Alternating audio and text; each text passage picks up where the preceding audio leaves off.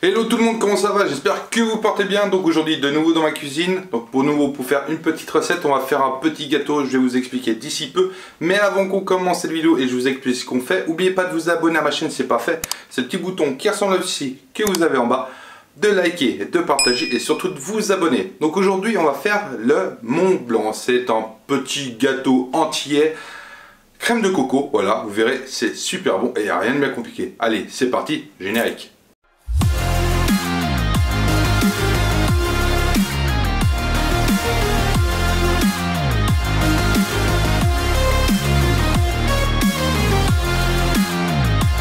Bon, avant que je vous donne les ingrédients, juste une petite précision. Le gâteau se déroule en deux phases. Nous avons d'abord, on va faire une génoise. Et après, on va s'occuper de la partie crème qui va venir à l'intérieur. Bon, d'abord, je vous donnerai les ingrédients pour faire la génoise. Et on va faire la génoise. Et je vous donnerai les ingrédients pour la crème. Et on va faire la crème. Et après, on fera le montage. Ok? Allez, c'est parti. Bon, alors, de ceci, nous avons déjà 6 œufs. On a besoin aussi de 200 g, de 150 g de farine blanche. On a besoin de 200 g de sucre. Nous avons besoin aussi d'une demi-cuillère à café de cannelle moulue. On a besoin aussi d'un zeste, d'un citron vert et une pincée de sel. Et aussi, nous avons besoin de coco râpé. Là, j'ai 200 g. Et malheureusement, j'ai pas eu le temps. Mais là, enfin, j'ai eu un problème de vidéo. Donc là j'ai déjà séparé les 6 blancs avec les 6 jaunes et j'ai mis le jaune avec le sucre et que je fais mousser. Vous voyez là je suis vraiment en train de le forcer pour qu'il mousse vraiment. Là j'ai réussi à y mousser. Donc maintenant ce qu'on va faire c'est qu'on va monter nos blancs en neige. Donc on va prendre le petit robot. Là on va vite le brancher, c'est toujours mieux. Hop. Donc nous avons nos 6 blancs, hop, on va mettre juste la pincée de sel, enfin ou la demi-cuillère de sel. Voilà, hop, voilà à peu près un quart, une demi-cuillère à café de sel. Et on monte ceci en blanc. Pendant que ceci monte, on continue encore un petit peu à mélanger nos jaunes d'œufs avec notre sucre parce qu'il faut vraiment que ça soit bien mousseux. Enfin, on blanchit comme on dit, là on voyait c'est assez épais. Là donc maintenant ce qu'on fait, c'est qu'on va rajouter directement dedans nos 150 g de sucre. Alors ça va être dur, hein, ça va vraiment faire une pâte dure, hein, vous voyez. Là, je m'en mets un peu partout, effectivement, mais ça se mélange, voilà. Avec le fouet, c'est pas évident. Enfin, au départ, ça va. Ça manque un peu de liquide, mais bon, on va faire avec. Donc là, on va essayer de mélanger ça au mieux, puisqu'après, on va y mélanger avec nos jaunes, nos blancs d'œufs montés. Pour finir, je sens que je vais chercher une maryse. Ce sera plus simple pour y finir. On va déjà enlever tout notre appareil de mon fouet. On va en laisser le minimum possible parce qu'il faut garder le maximum possible. Encore un petit peu. Là-dedans, il y en a encore.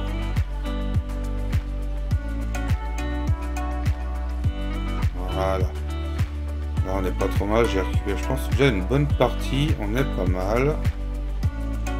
Ouais, c'est pas mal du tout. Donc maintenant que nos jaunes sont mélangés avec notre sucre et notre farine,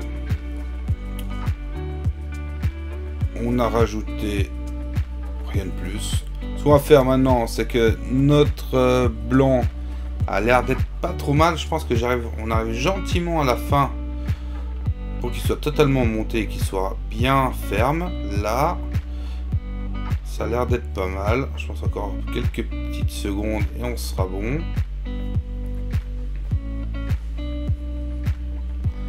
Et ce qu'on va faire du moment qu'on va y arrêter, parce que là ça a l'air d'être pas mal, on va contrôler si c'est bien en neige.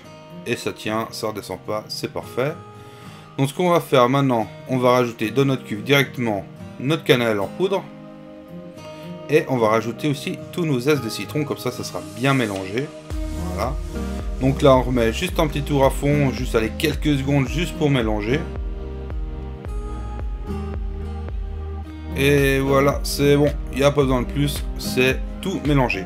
Donc maintenant ce qu'on fait, c'est qu'on va mélanger les deux ensemble. Mais entre temps, vous pouvez déjà préchauffer votre four, pas chaleur tournante, mais en voûte à 180 degrés pour cuire votre génoise ensuite. Donc maintenant, petite chose délicate, là j'ai mis juste la moitié des blancs pour commencer à détendre l'appareil au fond qui est très dur. Donc là j'essaye d'incorporer délicatement, mais je vais un peu plus fort. Et voilà, là j'ai mis la deuxième partie et vous voyez que là c'est bien mousseux. Voilà, et là on est presque prêt à y couler dans notre moule. Donc maintenant je récupère un petit peu de noix de coco quand même sur les 200 grammes que j'ai. Je pense que je vais mettre à peu près allez, 40-50 grammes je pense.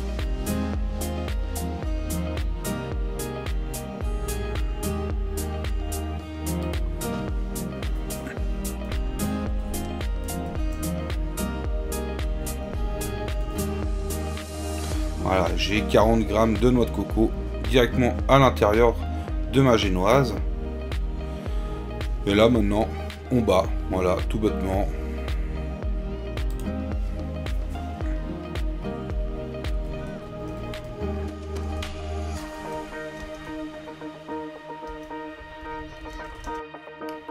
Maintenant qu'on est bien mélangé, c'est bien mélangé, plus qu'à y mettre dans notre moule avant que ça parte en cuisson.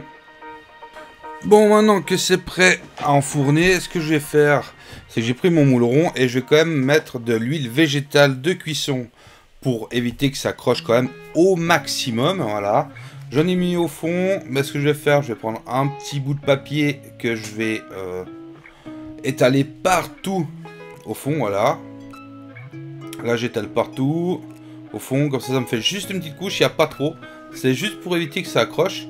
Et je vais faire la même opération sur le bord. Après c'est un moule de à peu près 30 cm je crois, qui est totalement démontable, donc c'est bien, mais je préfère l'huiler quand même un petit peu pour être sûr que ça accroche pas, enfin, ou que ça accroche le minimum au moule. Bon, ça c'est fait, donc je vous rappelle que c'est huilé, le four est à 180 degrés, pas chaleur tournante mais voûte, haut et bas. Donc maintenant on verse l'appareil dans le moule, voilà, pas s'enquiquiner d'une traite. On récupère le maximum d'appareil dans notre saladier, parce qu'on s'est enquiquiné à faire cette génoise, c'est pas pour qu'il en reste les 3/4 dans le bol. Donc du moment qu'on a tout gratté, qu'il nous reste plus rien, voire presque plus rien, on n'est pas trop mal. Voilà, il en reste un petit chouille, mais vraiment pas grand chose, donc on va aller gratter. Vraiment, oui je sais, je pinaille, mais c'est pas grave. Je vais prendre tout ce qu'il y a au fond, voilà.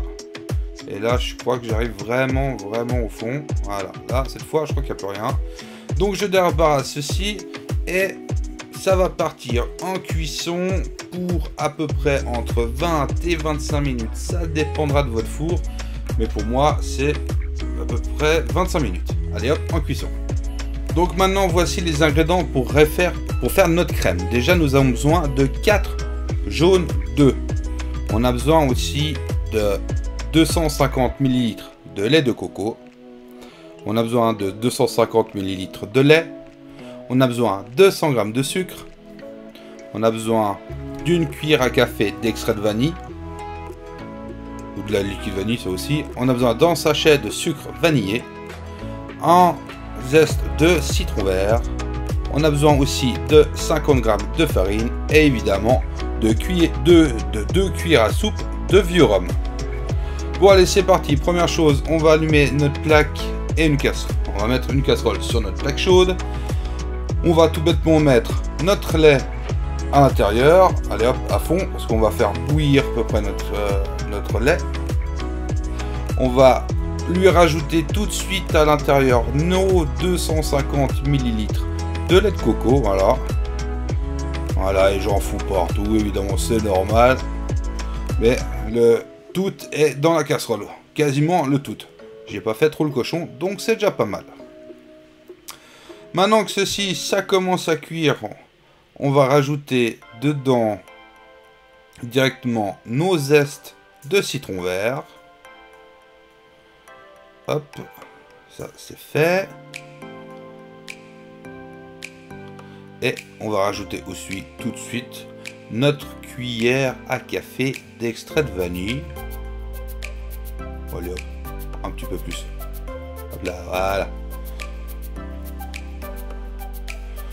Donc maintenant que ceci c'est fait, on va laisser ceci monter en température. Entre temps, on récupère une autre casserole où on va déjà venir mettre nos jaunes d'œufs à l'intérieur. Voilà, nos 4 jaunes d'œufs. On va prendre aussi notre sucre qu'on va venir directement mettre à l'intérieur. Et déjà ce qu'on va faire, on va commencer à mixer notre jaune d'œuf, nos jaunes d'œufs avec notre sucre. On va venir déjà blanchir un petit peu nos jaunes. On se dit on va battre pour essayer de faire commencer à faire fondre notre sucre et que tout soit bien incorporé. On va déjà mettre tout de suite notre farine à l'intérieur parce que dites-vous que c'est une crème, donc pour la faire épaissir on a besoin de la farine. En la cuisant et nos jaunes, ça va faire comme une espèce de béchamel, voilà, mais qui sera plus épaisse à la fin. Là, on mélange bien pour qu'on n'ait pas de grumeaux. Et maintenant, eh ben, tout bêtement, ben, on attend que notre lait commence à bouillir avec notre crème. Mais ce que j'ai oublié, c'est de rajouter notre sucre vanillé. Donc on a le temps, hein, vu que le lait commence à cuire. Donc on va déjà mettre notre sucre vanillé aussi dans notre préparation. On va mélanger évidemment le lait de temps en temps pour pas que ça accroche trop. Et en même temps, on va mélanger aussi notre sucre vanillé dans notre préparation à base d'œufs et de sucre. Donc là, le feu à fond. Et maintenant, on attend, on remue. On attend que ça chauffe, que ça bout. Du moment qu'il y a la première ébullition, on retire du feu. Et on sera prêt pour la suite.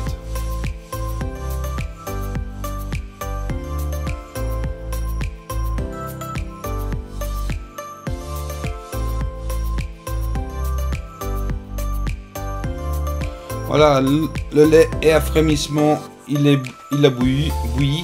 Donc maintenant, on arrête. On va mettre déjà un tiers de lait dans notre casserole avec nos jaunes d'œufs qu'on va tout de suite mélanger pour éviter de faire coaguler au maximum nos jaunes d'œufs parce qu'on ne veut pas que ça fasse des grumeaux et que ça fasse des grosses plaques. Donc maintenant que c'est bien mélangé, je mets plusieurs fois mon lait à l'intérieur, 2 ou 3 fois. Allez hop, la troisième, je remets tout à l'intérieur. Et maintenant, je remets tout ceci sur le feu. Pas feu fort, mais feu moyen. Voilà. Et maintenant, ben, il nous suffit de battre. En attendant que ça épaississe, il faut aller 2-3 minutes. Voire un petit peu plus. Là, 4, moi, je suis pas sûr que ça soit assez fort. On va voir, mais je pense que je vais remonter un petit peu le feu. Mais pour l'instant, on va commencer à bien mélanger. Là, je vais récupérer juste tout le lait de coco et le lait de ma casserole. Là, on mélange. Ça, faut éviter d'arrêter de mélanger pour éviter que ça coagule. Là, je rajoute vite mes 2 cuillères à soupe aussi de vieux rhum. Et là, vous voyez, ça commence à épaissir. C'est pas mal. Mais vu que j'ai remis le rhum, ça s'est détendu un peu, donc on va le remettre en petite cuisson. Ce qu'il faut faire, c'est faut cuire votre crème ou comme une béchamel là, si vous voulez, mais faut pas que ça boue. Faut pas avoir de bouillon à l'intérieur. Faut vraiment que ça chauffe, que ça cuise, mais sans que ça parte en ébullition pour éviter que ça coagule trop vite et que ça vous fasse des gros grumeaux. Pour une crème, ça sera pas terrible.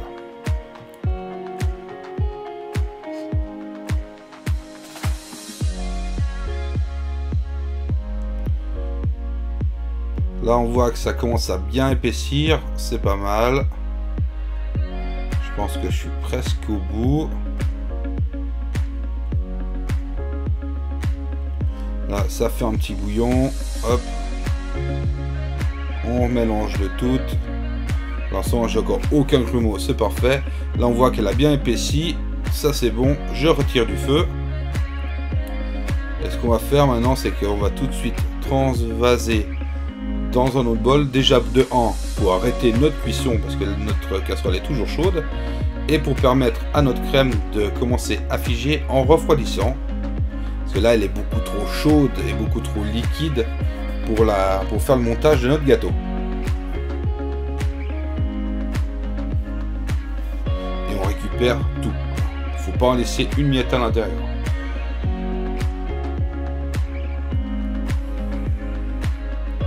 Donc ce qu'on va faire, c'est que moi, là, ce que je vais faire, c'est que je vais la mettre de côté, je vais la laisser refroidir, je vais la filmer au contact avec un film alimentaire pour éviter que ça me fasse aussi une peau dessus. Et je la reprendrai quand elle sera froide pour faire notre montage. Donc maintenant que notre crème à l'intérieur, je la laisse de côté et on va s'occuper de la génoise.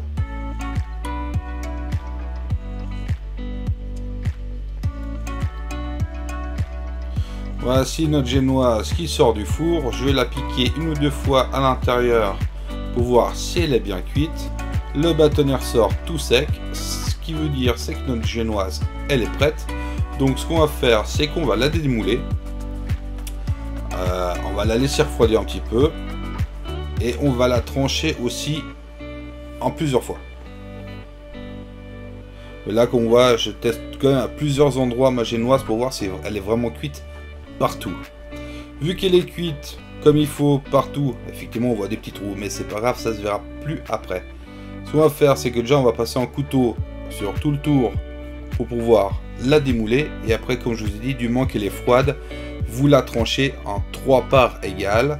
Et comme ça, dedans, on va pouvoir la garnir. Donc là, je passe quand même un coup de couteau tout le tour pour que ça accroche le moins possible. Voilà. En plus, quand j'appuie dessus, on voit bien qu'il est encore éponge. Oui, je reteste encore une fois pour être sûr. Mais on voit bien qu'elle est bien cuite. Et là, qu'on appuie, elle est encore bien chaude, mais elle est vraiment éponge. Donc maintenant, on va laisser refroidir. Et après, on la coupe en 3 parts. Là, qu'elle est refroidie, je l'ai coupée en 3 parts. Donc maintenant, on va reprendre notre crème qui est bien refroidie. On va juste la mélanger un petit peu. Et on va la diviser en 3 parts. Donc la première part que je vais mettre directement à l'intérieur, que je vais lisser. Donc ça fait une petite couche de quelques millimètres de crème. C'est ce qu'il faut, on n'a pas besoin d'avoir 2 cm de crème. Mais voilà, la quantité de la crème, vous la divisez en 3. Un tiers ici. Après, on mettra le deuxième étage, l'étage du milieu. Voilà. On va remettre de nouveau un tiers de crème dedans, qu'on étale de nouveau partout. Alors, pas besoin d'imbiber le biscuit, il va s'imbiber avec la crème aussi, hein, avec l'humidité, ça va s'imbiber. Là, on va remettre après, tout bêtement, du moment que c'est bien étalé partout la crème, même consistance partout, on va mettre le chapeau par-dessus. Hop. Et maintenant, ce qu'on fait, notre dernier tiers de crème qui nous reste, on va badigeonner dessus, sur les côtés, partout, pour pouvoir faire notre décor après dessus.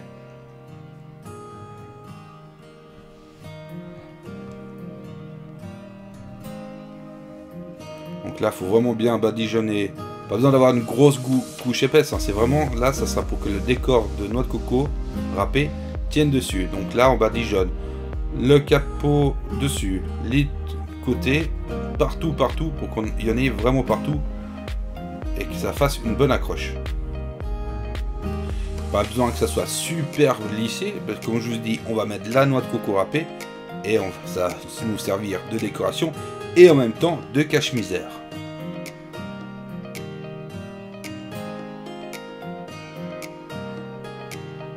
Enfin, je vous dis ça, mais j'essaie de lisser quand même proprement, hein. Faites ce que je dis, pas trop ce que je fais, enfin à moitié. Faites plutôt comment vous pensez y faire. Mais voilà, moi j'y lisse peut-être un peu trop. Il n'y a peut-être pas besoin de lisser autant. Voilà.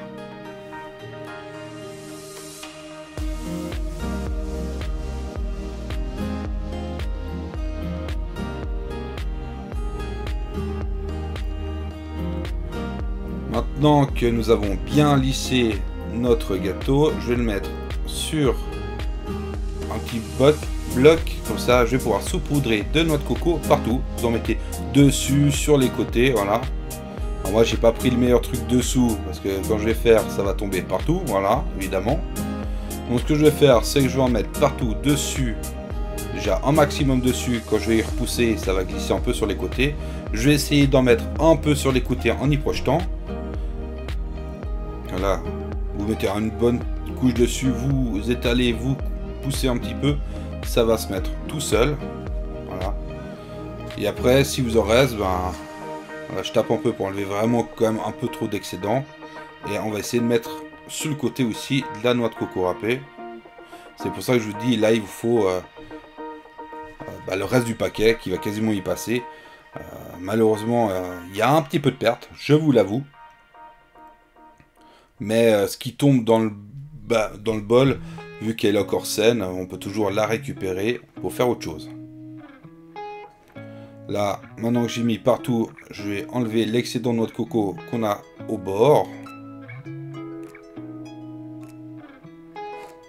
Ça fasse un petit peu joli, hein, voilà.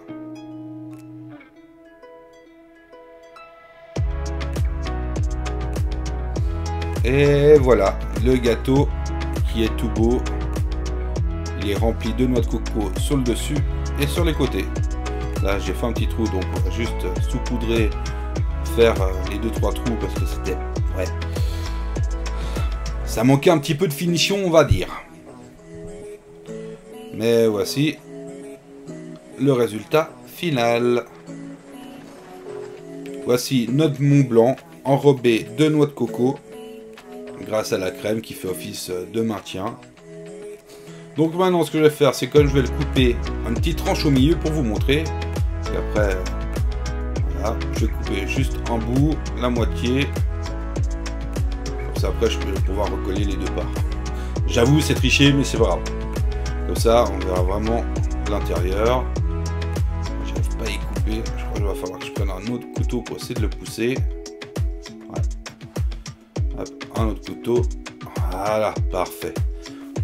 Et voici notre morceau. Et on voit bien notre génoise. On voit nos 2 couches de crème. Alors, il n'y en a pas beaucoup, mais vous verrez, c'est largement suffisant. Bon, bah voilà, nous avons fini cette recette. J'espère que cela vous a plu. Vous avez vu, c'est pas bien compliqué. Ça prend un petit peu de temps, mais c'est super bon. Donc, en tout cas, j'espère que cette vidéo vous a plu. Profitez-en. Faites profiter vos proches ou pas. C'est comme vous voulez. Et puis, on se voit tout bientôt pour une prochaine vidéo. Mais en attendant, prenez soin de vous et de votre famille. Et à la prochaine. Allez, ciao, ciao.